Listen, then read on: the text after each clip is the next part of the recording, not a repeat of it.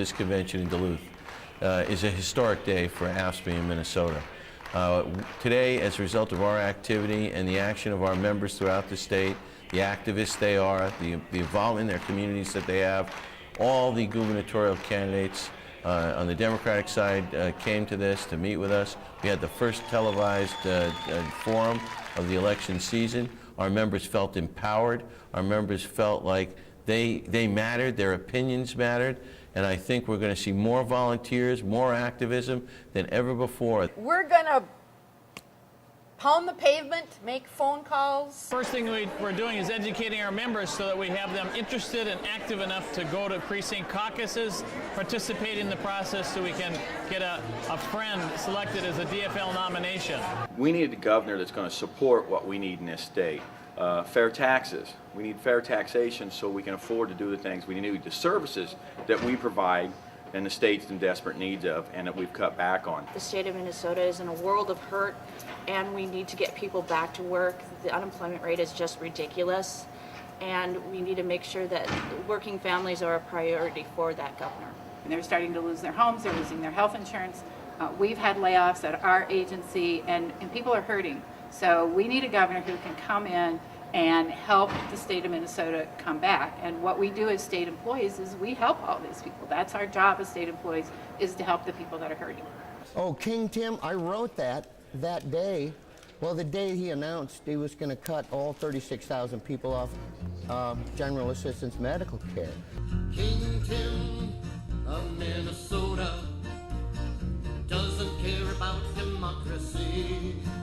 King Tim of Minnesota, he wants to be the president, you see. This guy doesn't seem to follow democracy at all. He acts like a king. And I felt a song coming on, and it was written that same day. What can I do to find people who will support a public option, who will support keeping health insurance on the front burner and finally coming up with a solution, because we can't keep going the way we are. Well, you're the ones that we were the ones we're there. On the line. We're the ones that work in the pediatric clinic. These are the ones where the kids that come in with the GAMC who are going to be hit in the emergency room if they don't have us. Yeah, and I work in the hospital. And it's like they'll still have to get medical care, but the cost is going to like triple or quadruple because they're not coming to a clinic, they're going to an ER setting. Well, John Marty says it very well. The blinding cuts are only going to work if 34,000 people cooperate and never get sick. Yeah. Which is so absurd. I mean, when he says it that way, it's it's very well said because it just points out the absurdity of it. So. Yeah. And we pay one of the highest premiums working for the hospital as employees. I think we need a system in this country where healthcare is a right. The day you're born, the day you die, and people don't have to worry about what job they have or whether they have a job to be able to afford health care. You have health care because you need health care. And we've seen a lot of our retirees from the hospital have to come back to the hospital to work just so they can afford their insurance. And that doesn't make sense. I don't want to become a retiree and have to go back to work just so I can pay for my health insurance. We've done a lot of rallying with the legislators, talked to city council members.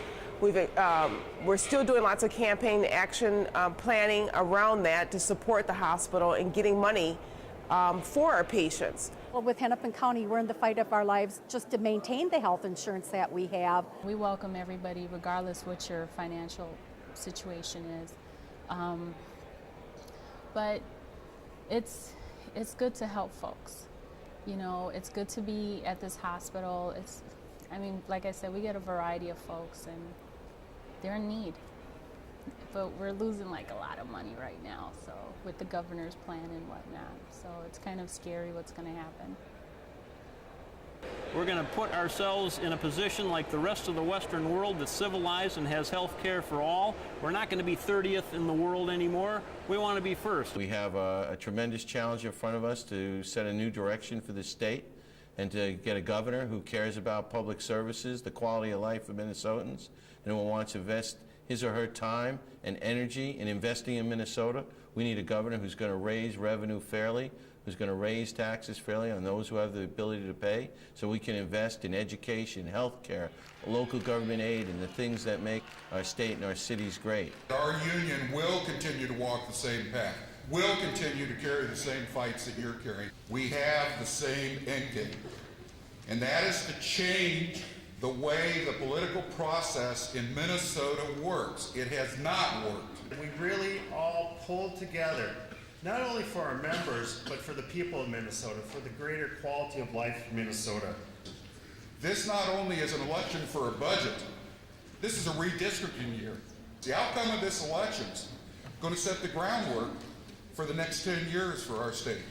I'd rather see our children, grandchildren, and those who are coming forward have a higher quality of life rather than ending up a cold Louisiana. We need to make the change. Thank you, thank you, thank you. This is a fantastic convention, our best yet. Yeah, why?